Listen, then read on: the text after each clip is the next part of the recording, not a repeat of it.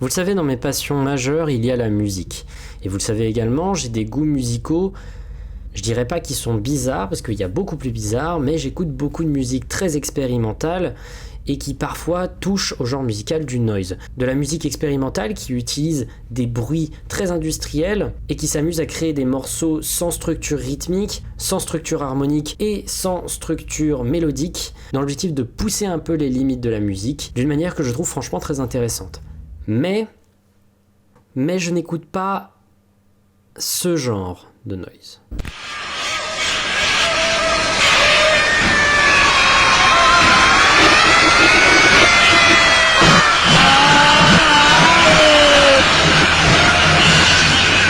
Vous venez d'écouter un extrait de Project Misanthropia. C'est un album du groupe Stalag, aussi connu sous le nom Goulag. Stalag est un nom qui fait référence à un camp de concentration de l'Allemagne nazie. Et Goulag, c'est les camps de concentration russes durant la Seconde Guerre mondiale et après. Les membres de Stalag sont aujourd'hui tous anonymes. Et c'est normal de vouloir rester anonyme. Leur musique est controversée. En effet, le principe du groupe est d'enregistrer et de montrer de la vraie douleur, de la vraie haine, de la vraie tristesse, quelque chose qui ne soit pas joué.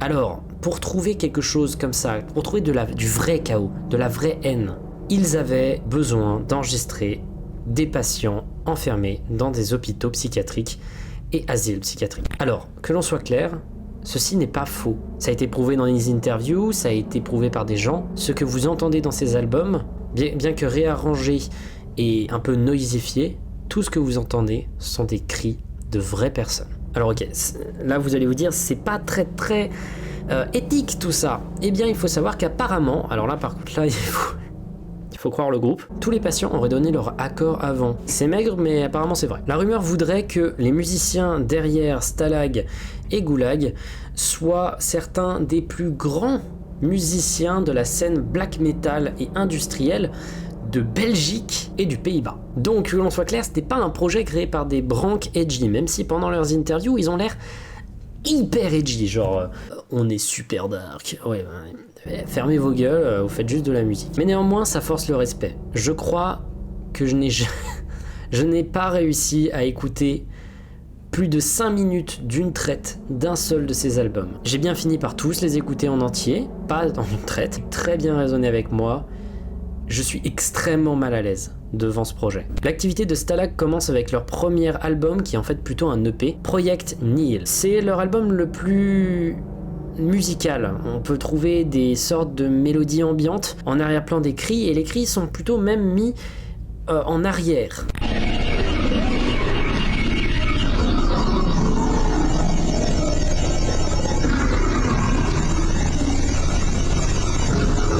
Ça va aller graduellement dans la folie, notamment avec ce projet-là. Après Project Nihil, ils sortent leur premier album, Project Terror. Project Terror est un album absolument terrifiant, très répétitif certes, mais bon.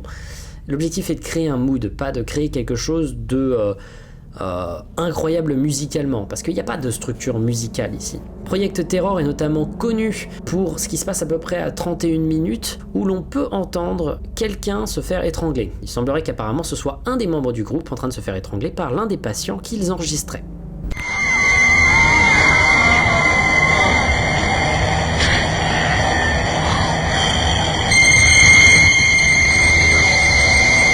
Project Terror a un son beaucoup plus saturé que Project Nihil, et il est vraiment hyper lo-fi pour le coup. Il est très douloureux pour les oreilles celui-là, mais pas autant que le suivant, Project Misanthropia, sorti en 2007. Pour moi, le meilleur album du groupe. Project Misanthropia termine la trilogie qu'ils ont commencé avec Project Nihil et qu'ils ont continué avec Project Terror, avec, selon moi, le plus effrayant de tous, qui vraiment est le plus saturé et il finit vraiment là quoi. Alors, il fait vraiment mal quoi.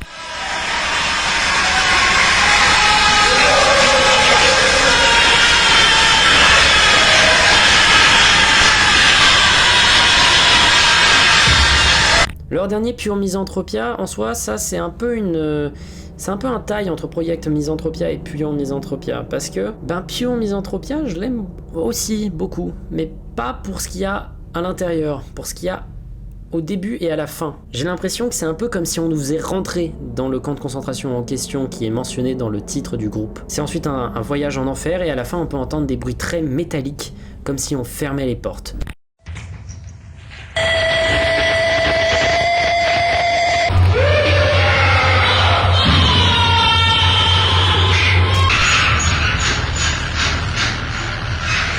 Comme les portes du groupe qui du coup se sont fermées à la fin de ce projet.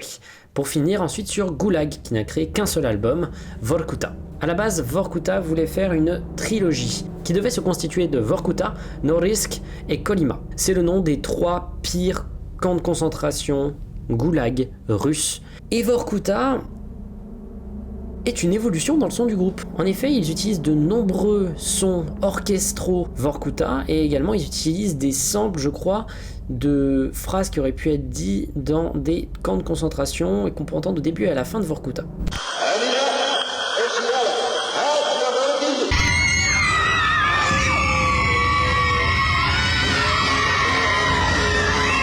Au final, Goulag s'arrête ici. On ne saura jamais qui est derrière le projet. Alors, vous devez peut-être vous dire, mais pourquoi ils rajoutent GH à la fin des mots qu'ils utilisent dans leur nom? Ça fait référence à Global Holocaust. Et j'ai cherché, ça n'a absolument rien à voir avec le groupe de Crust, Global Holocaust. Et c'est un peu tout ce que l'on peut dire sur Stalag.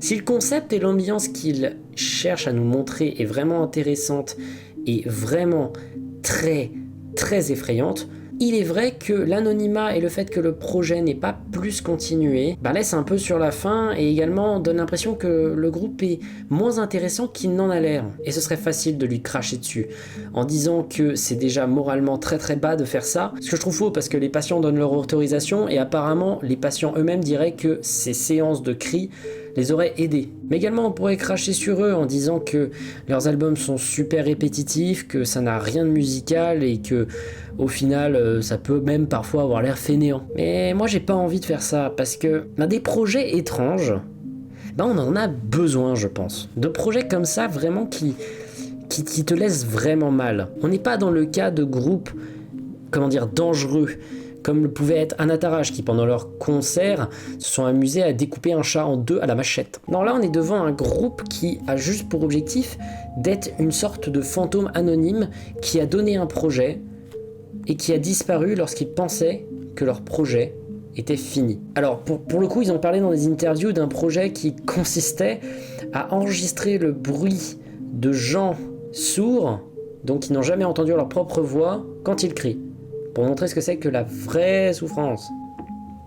Aussi glauque que ça puisse paraître, j'aurais bien voulu entendre le résultat. Sur ce, Stalag reste une curiosité vraiment très intéressante, bien qu'un peu finalement pâle et finalement un peu redondante dans son son finalement. Je serais vraiment chaud de réécouter un groupe qui pourrait, sans forcément aller à des extrêmes aussi poétiques que Stalag et Goulag, qui essaierait en fait de reproduire un concept aussi effrayant, aussi terrifiant, mais avec peut-être un tout petit peu plus de structure, pour essayer de raconter quand même quelque chose de plus avec les albums. Mais déjà le fait que ce groupe existe me choque autant que ça me fascine.